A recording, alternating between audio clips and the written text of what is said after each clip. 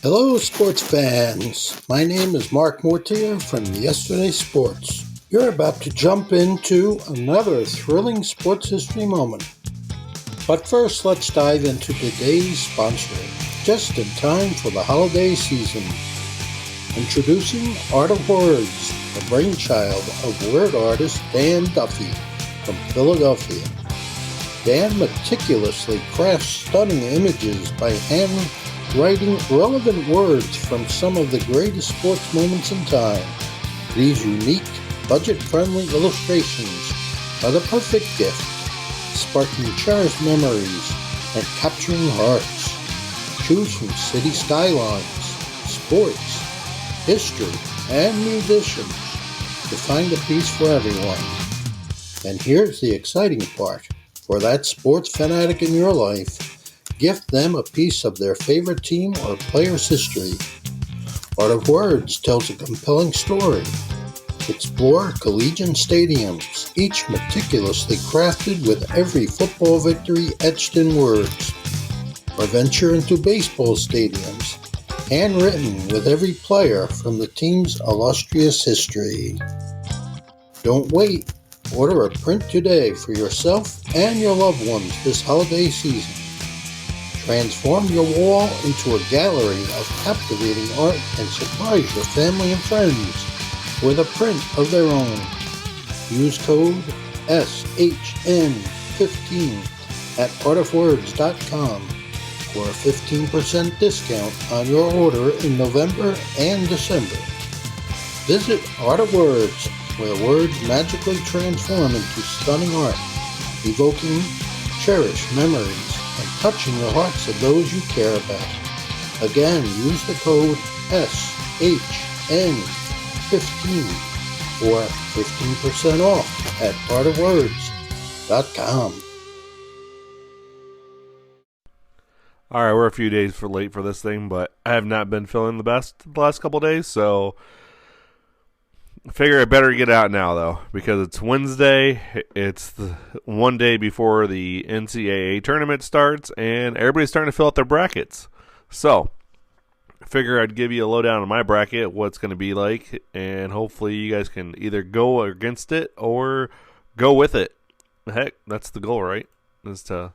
So we have our opening round matchups. We have the West. Let's begin there. We got Gonzaga versus Georgia State. Obviously Gonzaga. You got Memphis and Boise State. Now this is a little bit of different matchup.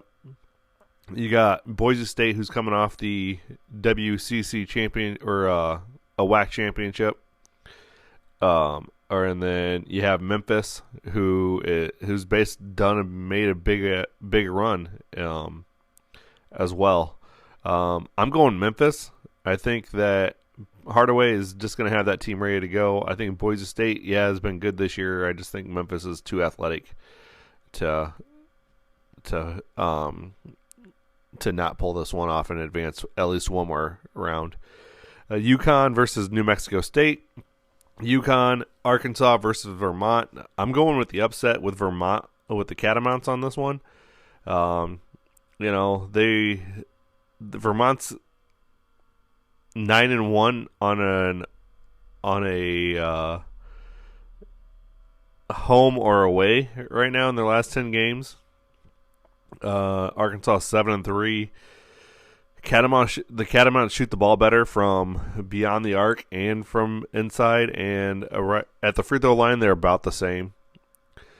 They're definitely Vermont's definitely a very dangerous mid-major team.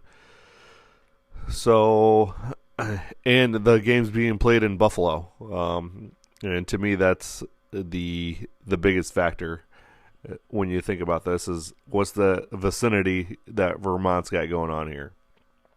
So, going with Vermont. Next up is Alabama, and they'll play the winner of the Rutgers Notre Dame game tonight. I'm going with Alabama on this one, no matter who the winner of that Rutgers and Notre Dame game is. The Rutgers, I think, are going to be a legit contender next year for a Big Ten title, conference regular season title anyways. They have made vast improvements the last couple of years.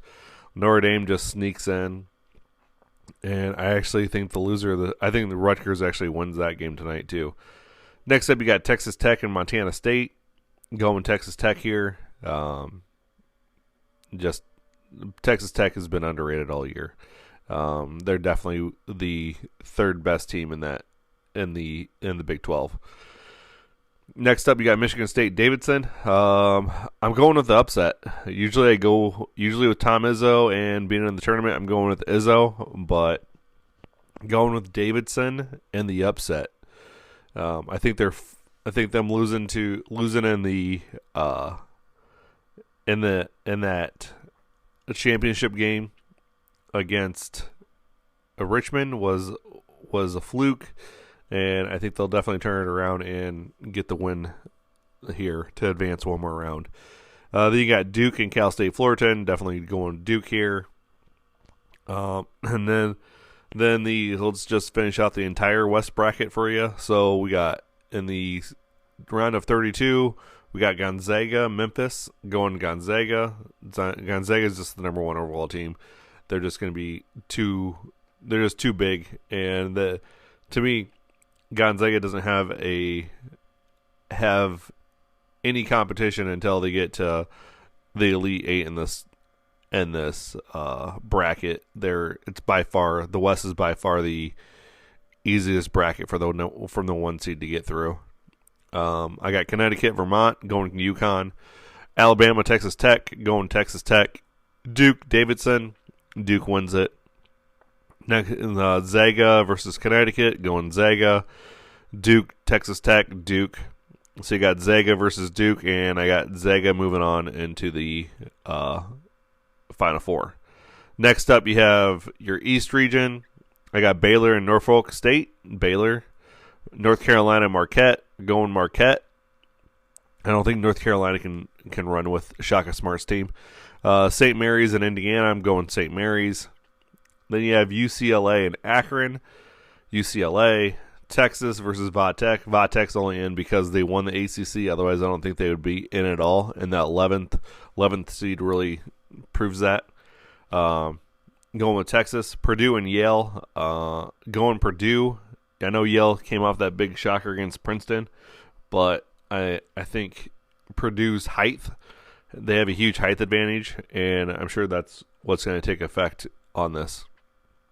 Next up, you got Murray State and San Francisco. Going Murray State, the racers that's it. They're just racers. They'll get out and run and gun you. Kentucky versus St. Peter's. I'm going with Kentucky.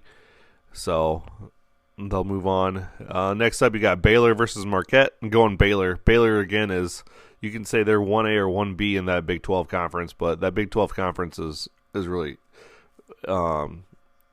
basically beat each other up throughout the entire season, and you got to give props to Baylor and how they're continually to stay dominant over the years, these last few years.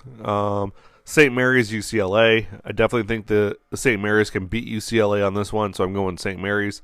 St. Mary's is very underrated. They've only lost twice in the last 9 games, I think, and both of those times were against Gonzaga. So, and they weren't even really blown out by them either. And St. Mary's is pretty much Gonzaga's kryptonite too. Next up, you got Texas and Purdue. Going Purdue again with the height. Purdue just has height, and their guard play is really stellar. And I think they would have won the Big Ten tournament had they not ran into the hottest team in the Big Ten going right now with Iowa. So then you got Murray State versus Kentucky. I think Kentucky gets out and runs, and I don't think they really run Murray State out the building, but it's going to be a closer matchup than what we think, but I think Kentucky pulls it out. Now with the next matchups, you got Baylor and St. Mary's.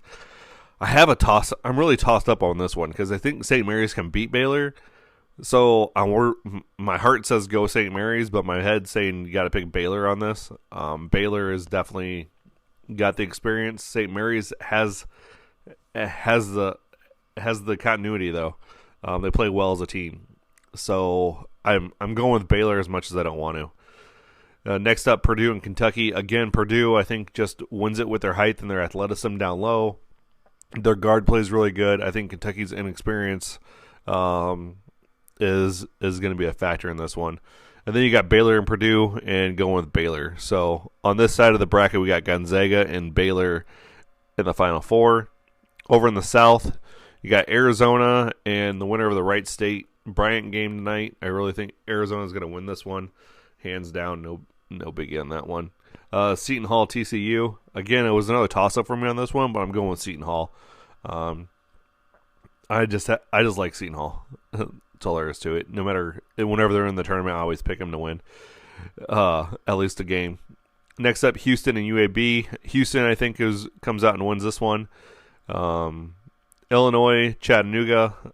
Illinois takes down the Mocs. Michigan and Colorado State and Michigan. Now, this one I think is going to come down to so Colorado State, as of yesterday, had not even had their time frame, or Monday, I guess. They hadn't even been locked up with when their plane was going to leave, is what I read. And so I think with them having travel plan delays and everything else, and then Michigan being able to just take the bus, it's not too hard. I'm going with Michigan on this one. Michigan had a really strong strength of schedule. Their record of 17-11 or 17-14 really wasn't indicative on how hard their schedule was, and that's the reason why they made the tournament in the first place, is because of their strength of schedule, which is 34th ranked in the nation. So definitely going with Michigan State over Colorado. Michigan State, not Michigan, over Colorado State. Next up, you got Tennessee and Longwood. Taking Tennessee. Ohio State and Loyola Chicago. Going with Loyola Chicago. Villanova over Delaware. Then we have Arizona. Seton Hall. Arizona's just a strong team. They're definitely number 2, the second best team in the nation at this point. You got Houston, Illinois. You got Houston winning that game. Michigan and Tennessee. Tennessee wins. Loyola Chicago versus Nova. Going Villanova. And then I got Arizona over Houston and Nova over Tennessee. In the Elite 8 game, I do have Nova winning it, though. So I'm still sticking with Nova. All right, now you got the Midwest Division. This, by far, has to be the hardest side of this entire bracket. By far. It has to be the hardest. I mean, we got Kansas. You got Iowa. You got Richmond. You got LSU, Wisconsin.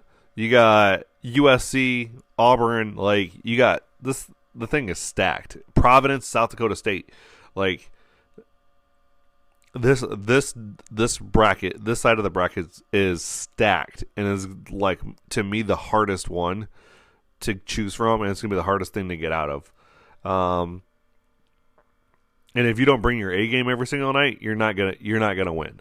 So I got Kansas versus Texas Southern. Kansas is winning. Creighton and San Diego State. This is a toss-up for me, but I'm a homer. So Creighton's in Omaha. I'm based out of Iowa. We're going Creighton over San Diego State, even though they got second place in the Mountain West. Iowa over Richmond. Again, the Spiders get in because they beat Davidson. Iowa was gonna make it no matter what, and Iowa moved up from a 7th seed all the way up to a 5th seed. I really think they should have been higher since they did win the Big Ten tournament. And you know, they are the hottest team in the Big Ten right now. So got Iowa moving on. Providence and South Dakota State. Again, this is another toss-up for me because South Dakota State's 30-4. Granted, they don't play a lot of big-time teams, but still winning 30 games is a huge deal. And then you got Providence, who the Friars have just been on fire this year. So with it being in Buffalo, I was going to take Providence, but I think South Dakota State can really pull out the upset here. I really do think South Dakota State can come out and shoot from 3-point land and turn over the upset on this one. You have South Dakota State that averages almost 87 points a game. They're 10-0 in their last 10 games, obviously. They shoot 52% from the field goal range, and they're 44% from beyond the arc, and they're 75% from the free throw line. So I really think that South Dakota State can pull off the upset on this one. And then I got LSU and Iowa State. I think LSU, with all the crap that's going on with them, I definitely think that the players are going to come out and they're going to play hard, and I think they'll beat Iowa State. Iowa State has started off really good, and then they kind of just stopped playing, it looked like. Next up, you got Wisconsin and Colgate. This is another one where I could have went with Colgate over Wisconsin. And people are like, well, that's crazy. But when Colgate scores 76 points a game, they only give up 67 points. And then they shoot better from better from field goals percentage wise and 3-pointers. I mean, and if you just hold down Johnny Davis, I mean, you're gonna end up beating them. So, but going Wisconsin here. And then you got USC, Miami of Florida, going USC. And you got Auburn and Jacksonville State. Next up, so in the next round we got Kansas and Creighton. Going with Kansas, Iowa, South Dakota State. I think Iowa just comes out and plays really good. Iowa's playing extremely well on both ends of the floor, so that definitely helps. LSU over Wisconsin. Yeah, I'm taking LSU over Wisconsin on this one. I think Wisconsin, again, if you stop Johnny Davis, you stop the rest of that team. So I think LSU can do that. LSU definitely, like I said, is going to be playing with a chip on their shoulder, and they're going to come out and show that. So I mean, Wisconsin really doesn't shoot the ball that well. They shoot 42% from field goals, 31% from 3-point land, and 74% from the free throw line. Like, they don't shoot the ball well. So, like I said, if you can stop Johnny Davis, you can beat that team. Next up, you got USC and Auburn. Going Auburn here. Auburn's just been one of the top 5 teams all year. And then next matchup, you got Kansas and Iowa, and Auburn and LSU. I'm a homer, so I'm going to go with Iowa here. Even though, Iowa's just been on a tear, like I said, and this would be a really good matchup too if that gets about this far, because they both shoot about the same. There's a 1.7% difference between field goal rating and field goal percentage and 3-point percentage. Iowa shoots the ball just a nick better on the 3-point line, and Kansas shoots the ball just a nick better in the still got this freaking cold. And then they shoot both about the same on the free throw line. So I think this would be a really good matchup. I do think Iowa pulls it out, though, just because, again, I'm a homer. I'm going homer here. So a little biasness. LSU and Auburn, but, I mean, even Kirk Herbstreit has biases, right, when he picks Ohio State to win every game. And next up, I got LSU and Auburn. I think Auburn's going to win. I mean, I think LSU's run stops there. So you got you got Iowa and Auburn, and I got Iowa winning it. And then everybody's like, "Well, yeah, that's because you're a homer, Chad." I'm like, "Oh, yeah, you're right, I am." However, in the Final Four, I got Gonzaga and Baylor. I think Baylor beats Gonzaga to move to the finals, and I got Nova and Iowa, and I'm taking Nova over Iowa. So I got Baylor and Nova in the championship, and I'm taking Nova with the win. I think Villanova wins it. So, I mean, that'd be a really good championship game, too, because you got, if Nova and Baylor make the championship game, you have a net ranking of 4th and 8th. Baylor's 5-3 against the top 25. Nova's 8-5. Nova has the 6th strongest strength of schedule. Baylor's got the 26th.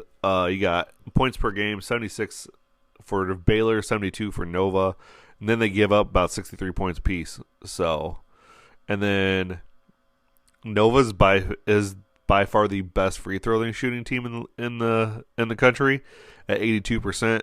They also shoot 35% from the line, from 3-point line, and 43% from field goals. But you have Baylor that shoots really good at the twos. So I really think that Nova can pull it off here. That Jay Wright is just unbelievable as a coach. So, and it's gonna be a fun tournament. So, hey, if you so that's all I got for this one. It's just a quick little one. You are going to start hearing some ads on my podcast as well. Anchor is sponsoring me, so you'll hear me talk about Anchor as well. What else we got going on? Still going to try to do a Friday. We'll still get again. We're going to start doing Monday podcasts, so that way I can do it over the weekend. So this will be the only podcast for this week, and then I'll get a podcast out on Monday. So until then, you guys can follow me on Twitter at One Guy with a Mic. Follow me on TikTok at One Guy with a Mic. We're about 200 followers away from 1,000 there. If we get to 1,000 followers on TikTok, I'm going to do a live, and I'm going to shoot out, and I'll do a shout out for every single person that I know that has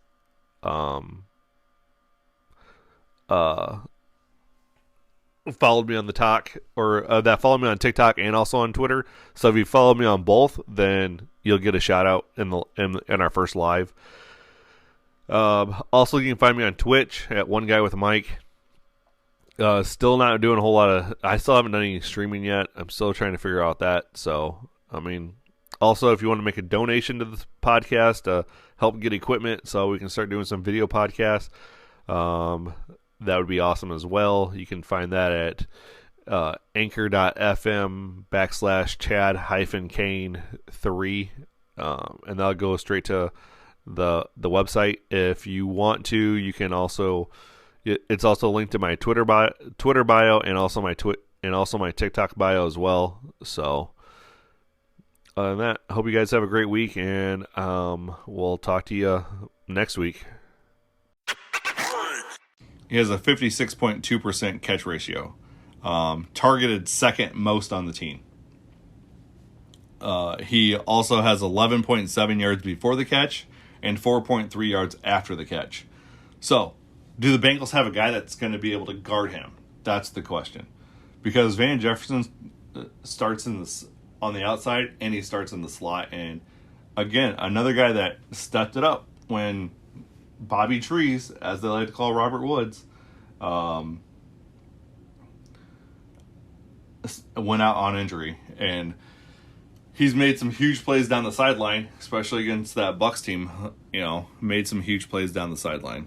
So, Van Jefferson, the Bengals are going to figure out how to cover him. I don't know if they have the guys to do it or not. But, hey, we'll talk about the defense here in a minute. All right. Tyler Boyd. He's going to be the X factor for the Bengals, I think. The guy has 5 touchdowns. He has 6.6 yards before the catch, 5.5 yards after the catch, and a 98.2 passer rating. So, he's doing that OBJ thing right now. He gets between the linebacker and the safeties. So basically you have Jamar Chase going down the sideline. So picture this. Jamar Chase is going down the sideline. He's either going for a fly route or a post right or even a double post or even a double move. Sorry. Then you have Higgins. You got him on the opposite side, on the outside, going up 10 yards, cutting across, taking out that safety, making that safety spread out.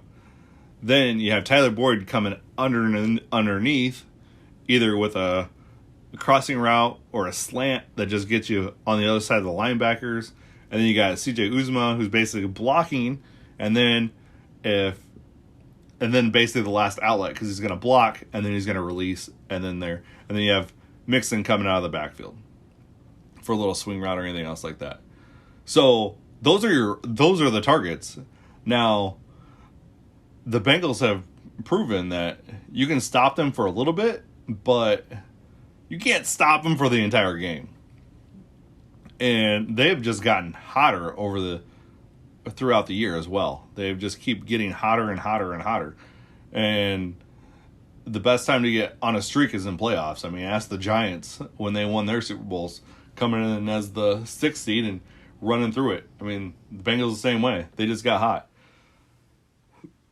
The Rams, I think their biggest matchup was, you had to get over the Buccaneers, so you got over Tom Brady and them, but then you had to beat the Niners for once to make it to the Super Bowl. So the Niners have been the Rams, black cat of sorts, and then they were finally able to get over them.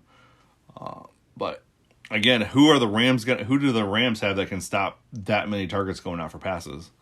Well, we're going to find out right now, because here's the defenses. So let's break it down per player on the defense, okay? We're going to start with the Rams. We just see what they can do. So you have Aaron Donald and Leonard Floyd. Hey there, sports history fan. This is Arnie Chapman, a.k.a. the Football History Dude, and I wanted to thank you for stopping by to listen to another episode here on the Sports History Network. Our podcasters are passionate about uncovering and sharing sports stories from yesteryear. And if you didn't know it already, we have over 30 shows across the network covering all sorts of sports history topics. In fact, here's a glimpse into one of our awesome podcasts here on the network.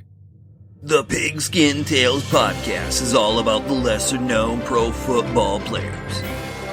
Yes, there are stories about the ones we know, like Brad Tarkenton and Harold Red Grange. But have you ever heard of Ernie Nevers? How about Dave Osborne or even Grady Alderman? These men created their own path to the NFL. How did they do it? Listen to the Pigskin Tales podcast, now streaming on your favorite music platform. Go to pigskintales.com. How about that? I bet you're super hyped to go listen to that new podcast, right? Well, to learn about this show and all the other podcasts on the network, head over to sportshistorynetwork.com/podcast. Again, that's sportshistorynetwork.com/podcast. Head over there today to find your next favorite sports history podcast.